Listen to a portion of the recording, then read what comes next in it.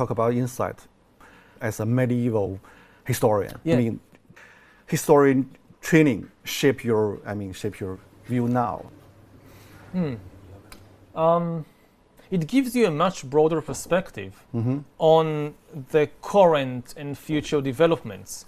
And if you look at the 19th century Industrial Revolution, a country like Britain or Germany became a powerful empire because it industrialized first. But then a country like China or like Korea suffered tremendously. It was occupied and exploited by the industrial powers. So some things repeat themselves. Every invention, every discovery usually creates new inequality.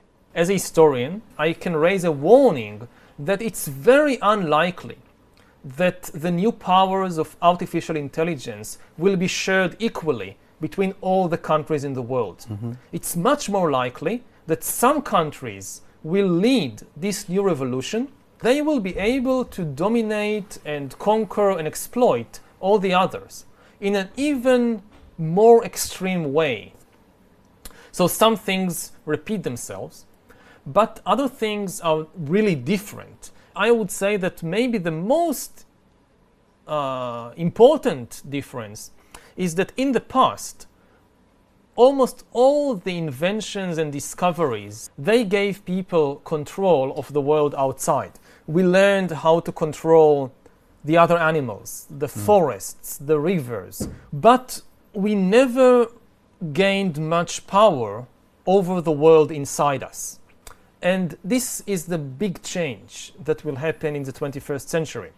Powers we are gaining is power over the internal world, to re-engineer and manufacture bodies and brains and minds. I think Earth will be dominated by entities which are more different from us than we are different from Neanderthals or from chimpanzees.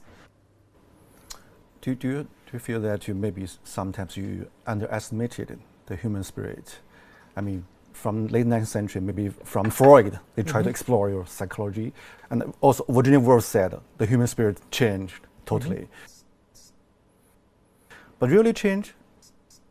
You are right.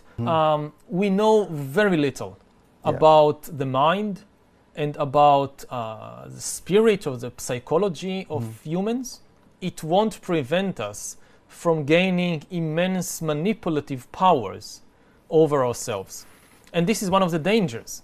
We had control, we had power to manipulate the world outside. We didn't understand the ecological system. And the same thing may happen with the world inside. We are far from understanding the human spirit or the human mind. And the result may be that we will face a mental collapse, similar to the ecological collapse we are seeing now. I think we are facing the danger of the distractions.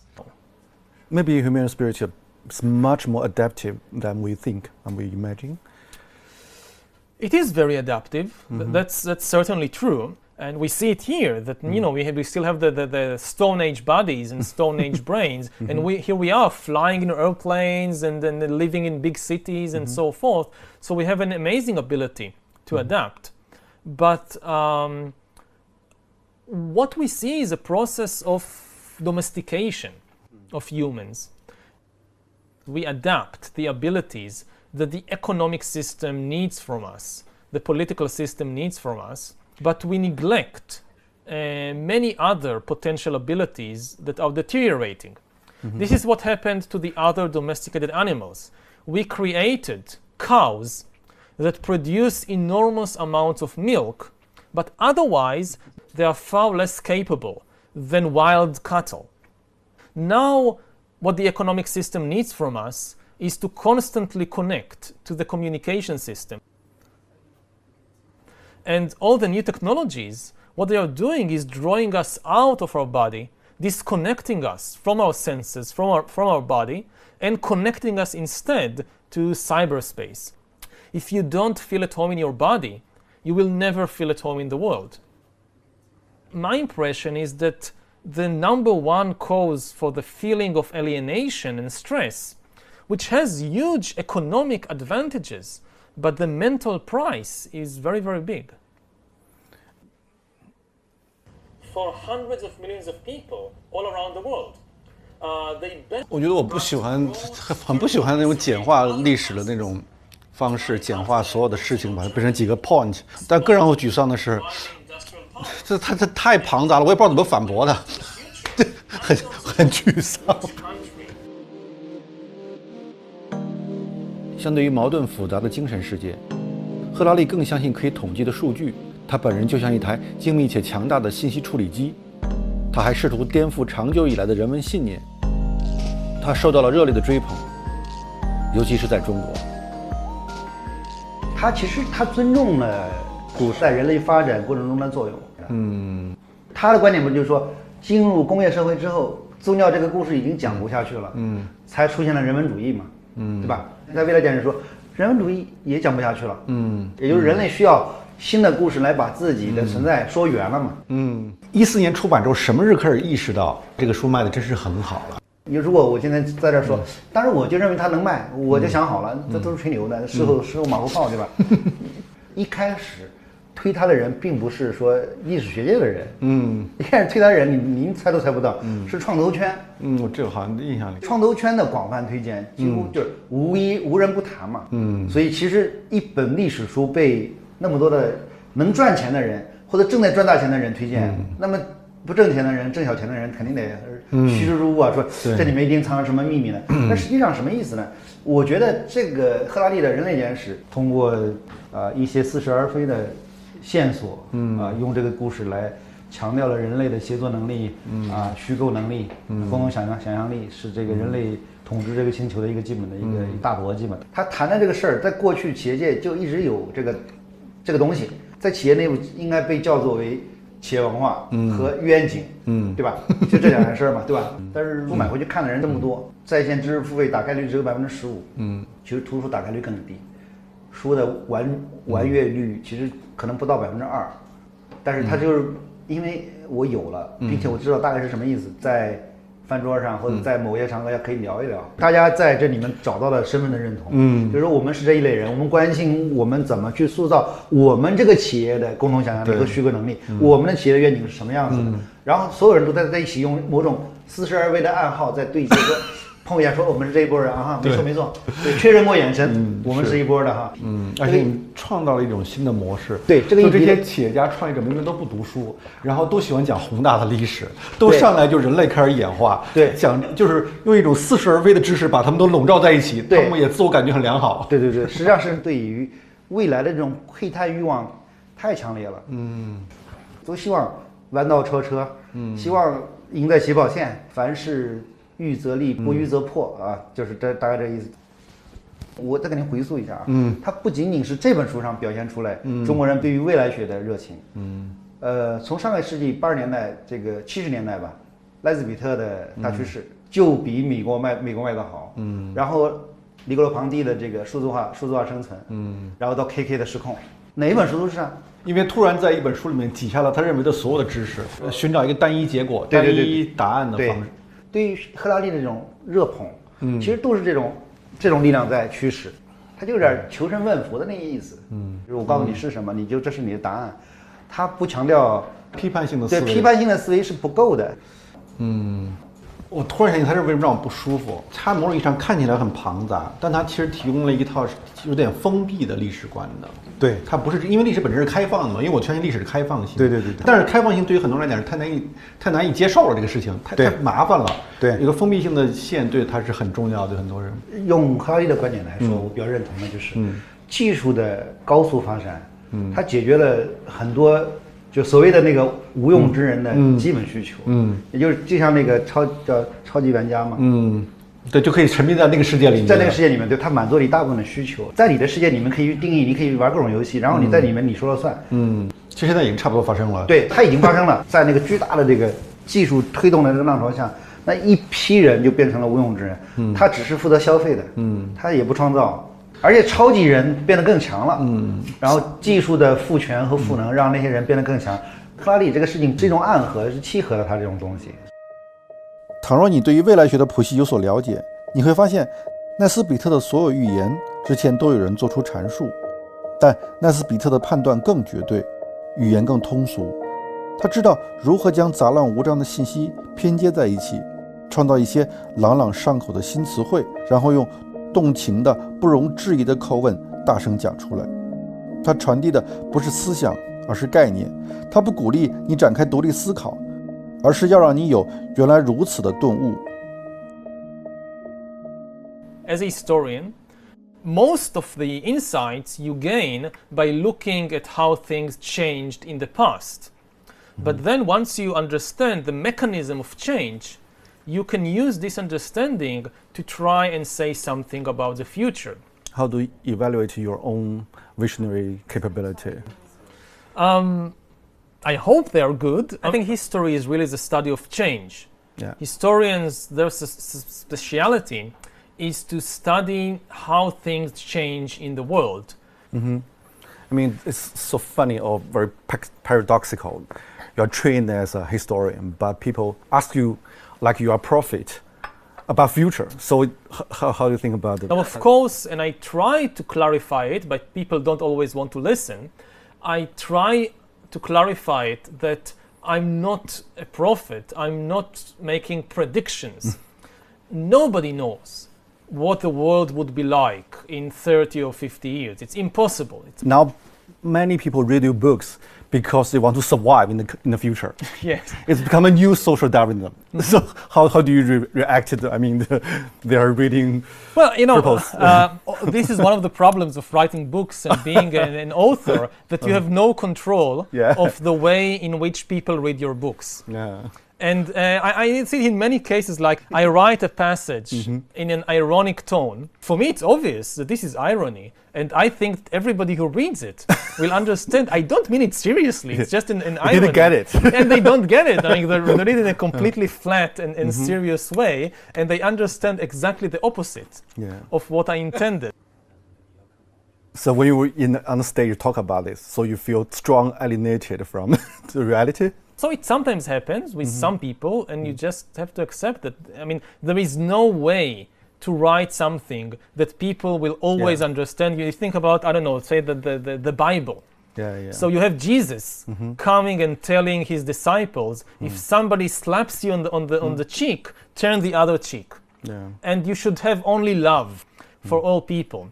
And somehow people read this and they burn heretics and they start religious wars. I mean, how, if it's possible to get from Jesus to religious wars, then people can just, do with texts almost anything they like.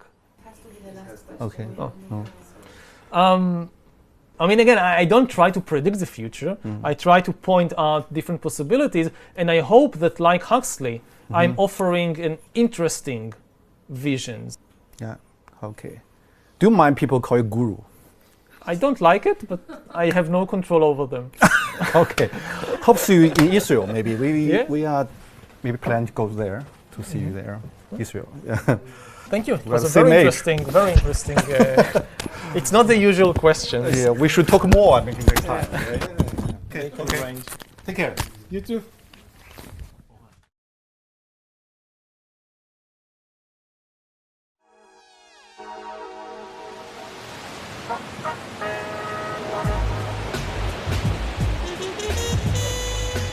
比起所受的中世纪历史训练，赫拉利更像一个将前沿科技与宗教预言相结合的现代古鲁。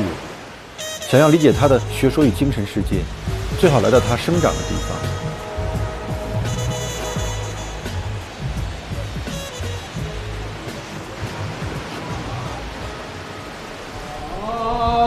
爱你中国，我爱你中国。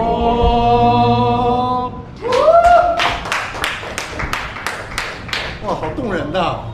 哇，好感动。来这里吃饭的以色列人多吗？犹太人？阿拉伯人根本上就没有，但是犹太人很多。很多。我有几十年的客人，几代人都在我这里吃饭。当时79年来说，这里危险吗？这里问题多吗？以色列一直都有问题。到今天为止，昨天为止都有问题。这个阿拉伯世界的冲突，几次以色列的战争我都在这里。1982年的打黎巴嫩。打黎巴嫩，对，那个时候打黎巴嫩的时候，很多人美国来的、其他国家来的犹太人，他们在街上里被等，然后就有车子把他们送走，送到前线去。我问他们我自己愿意来的。至于这边也有自杀性爆炸嘛？哦，很多，这个我亲眼看到的。在哪里？什么样子？这里39号啊，39号。这旁边那里啊，晚上也是爆炸了。他2个公交车啊，他等那个公交车到站的时候，这个公交车到站，那个恐怖事件引爆，2个公交车的人死伤很多人。他爆了以后，还有第2个人看到你们很多人在这里，第2个人进来爆了。什么时候爆炸最严重啊？一直都有。我们都已经怕。现在少一些了，是吧？没有了，根本上没有。现在没有了。就因为建那个墙，是不是？是，很有效，是吧？有效。但是巴勒斯坦人就很愤怒嘛，建这个墙，把人与人之间都分开了。以前有现今记载的时候是犹太人的地方，后来犹太人2000多年的时候，他们这人就散掉了，逃到全世界的地方去了。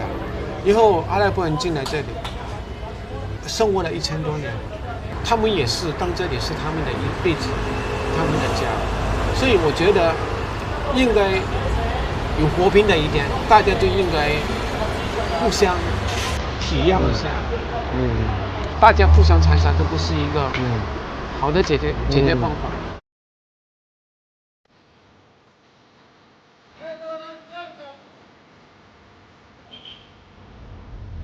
哇，这么高这墙，比那个柏林墙高多了。对啊，高太多了，这得有什么8米、10米高。耶路撒冷是一座有着3000年历史的古城，也是犹太教、基督教、伊斯兰教的发源地。一个小平台，你望出去，居然可以看到2个宗教的地标性建筑，一个呢是西墙，一个呢是金顶。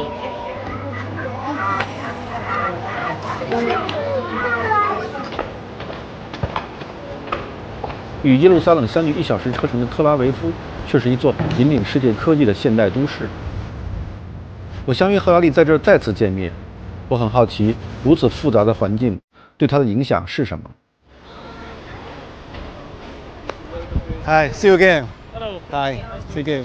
See you again. Hey, how are you? How are you? Nice to meet Nice to you. meet you. So where to go? We need the car. Yeah, we are ready. Yeah, please. You know, I just traveled from Jerusalem, the old city. You see the different culture, different religion, and I mean very mixed culture, and a lot of burden from history. Is there a kind of Israeli mentality? Could you describe it? As a tourist, maybe you go there. Oh, it's very interesting. Or you see all the old places. All this is where Jesus was, and so forth. But you live there. The amount of hatred in that place. It's like a nuclear reactor of hatred. You know, religion can be a wonderful thing, but when you live in Jerusalem, you realize that it can be a terrible thing. Yeah. How much hatred and anger. Ideally, a temple or a religious place is a place where you go in order to experience peace and harmony. If you go to a temple and you experience hatred and anger, then this is a dysfunctional temple. It's not working, you know. It's like going to a hospital and getting back even more sick. So Jerusalem for me is a dysfunctional temple.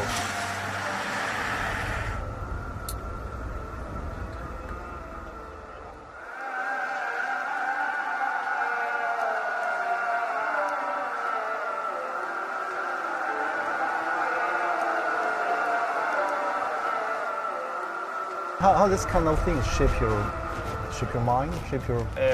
The influence on me, if this is what you ask, it obviously has an impact. I mean, if you live in a place like Silicon Valley, maybe you can have this kind of utopian vision of a world governed by science and by rationality and things like that. But if you live in the Middle East, it's obvious to you that you cannot escape this tension, because all around you people are killing each other because of their belief in fictional stories. So it's very clear to you that fiction is an extremely powerful thing. My house, the village where I live is exactly middle of the way between Tel Aviv and Jerusalem. On the one hand, I'm very connected to this world of Tel Aviv. Yeah, modern technology, modern technology, world, yeah. high tech, all that. And on the other hand, very connected to Jerusalem with all the religion and mythology and especially this is why I think much of my writing and scholarship is about this tension between the modern world of the 21st century and artificial intelligence and all that, and on the other hand, the still great impact of all these mythologies and fictional stories and religions. When did you notice the tension?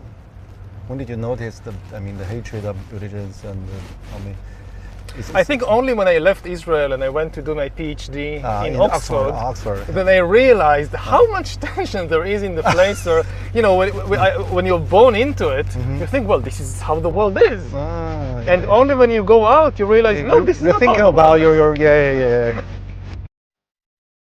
为了更充分理解这个国家与赫拉利，我约了几位当地人闲聊。我的朋友王石正在以色列游学，他与我一同前往。007那个谍战片的这个对。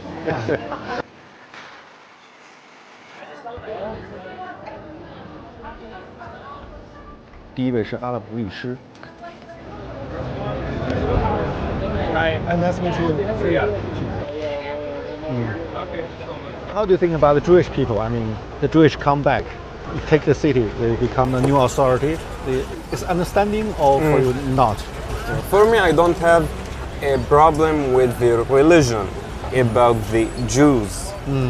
And they was living here before the occupation, and we have places that they are neighbors of the Arabs, and they don't have any problem with the Palestinian here before the occupation.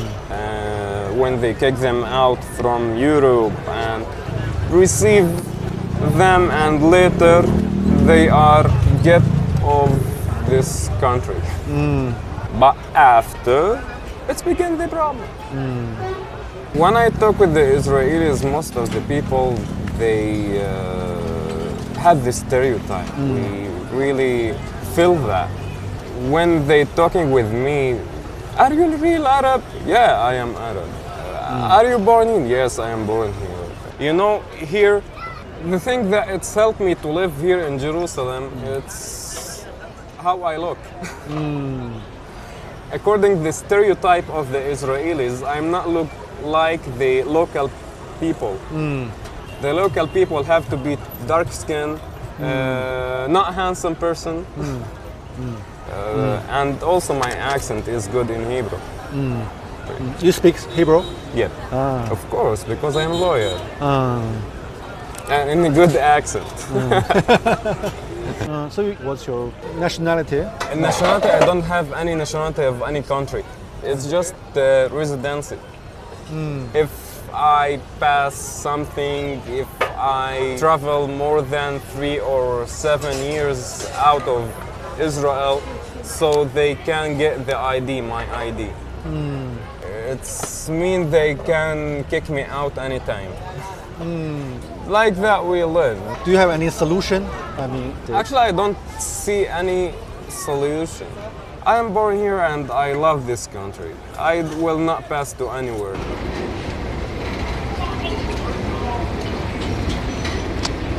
Forgot a car. Oh, it's okay. It's okay. When did you arrive? When did you come to? 2 days ago. Oh, 2 days ago. So you've been around. Yeah, spent 1 day in Jerusalem and here. Yeah, come here. Yeah, you're much more relaxed than in China. Me? Yeah. Yeah, because in China you run around from here to there. And here Too it's many like, things. Yeah. Oh, what nice view. You want some water? Yes, Some water would be nice.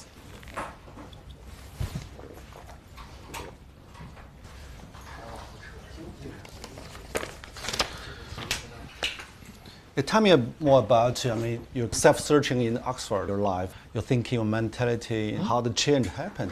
Yeah. how the change happened. Yeah. Well, I went to Oxford to do my PhD on military history. I was always very interested in the big questions of life. Yeah. What are we doing here, and what is the meaning of life, and what is the source of suffering in the world, and things like that. But I got the impression that you couldn't really engage with these questions in the academic world. The academic world is kind of pushing you to focus on more and more narrow and specialized questions.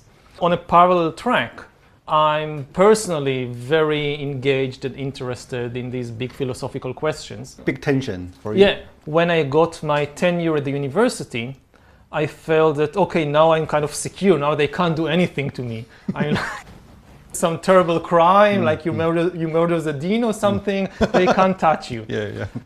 So I try and reconnect the two tracks with these big questions about humanity and about life. I guess it was luck had something to do with it, but it was very successful. In the 20th century, there are some historians also ask big questions like Arnold Toynbee, H.G. Wells. How this kind of tradition shaped you? I mean, influenced me. Yeah. The biggest influence on me, I think, was from Jared Diamond. Jared Diamond. He was a specialist in birds. Yeah. Yeah. He was the one who came and kind of showed the historians, look, you can do these things to, like, looking at humans from a bird's eye view. From bird to bird view. Yeah. So you're comparing Jared Diamond. What's your advantage and disadvantage of your books? Their strength compared with me is that I don't really have any background in biology. But if you just know biology, if you just understand evolution and you know everything there is to know about humans, you can now explain human history. I don't think that this can work because human history also has a very important ingredient of culture, of ideas, of stories, of fictions. And this is kind of my speciality, the exploration and understanding of fictions and mythologies and stories and their immense impact on human history. And if you don't give enough importance to the stories, to the fictions, you will never understand something like the Second World War, or like the French Revolution, or like the rise of Christianity. There was no biological or geographical explanation. So what do you think the major flaw of your theory? Have you ever think about it? Of my theory? Yeah, your perspective. You try to explain the whole world, the history, but what's the major flaw in the process? Well, if I knew the major flaw, I would have corrected it. But there are definitely flaws. I mean, do you have any kind of worry?